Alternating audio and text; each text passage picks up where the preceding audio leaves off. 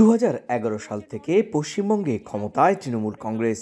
গেল 3টি বিধানসভা নির্বাচনেই বিজেপি, কংগ্রেস, বামফ্রন্টকে কার্যত নাকানি চুবানি খাইয়ে ক্ষমতা ধরে রেখেছে মমতা বন্দ্যোপাধ্যায়ের দল। আগামী বছর তৃণমূল কংগ্রেসের সামনে ফের ক্ষমতা ধরে রাখার চ্যালেঞ্জ। আর সেই নির্বাচনের আগে কলকাতার সভা থেকে বিজেপি, বামফ্রন্ট, কংগ্রেস ও নির্বাচন কমিশনের বিরুদ্ধে রাজনৈতিক আক্রমণ করেন মমতা।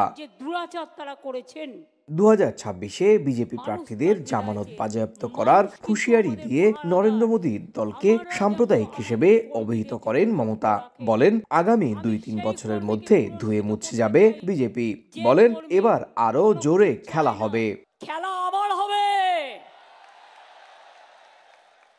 2026-এর খেলাটা আর একটু জোরে মারতে হবে। 2027 থেকে 29-এর মধ্যে বিজেপির ক্ষমতা শেষ। ওরা 2-3 বছর 4 বছর যা করার করবে। মোদীকে খোঁচা দিয়ে বলেন, যুক্তরাষ্ট্র থেকে ভারতীয়দের হাতকড়া লাগিয়ে ফেরত পাঠায় আর প্রধানমন্ত্রী ওই দেশের নেতার সঙ্গে বৈঠক করেন। আমরা ছলনার উত্তর দিতে জানি।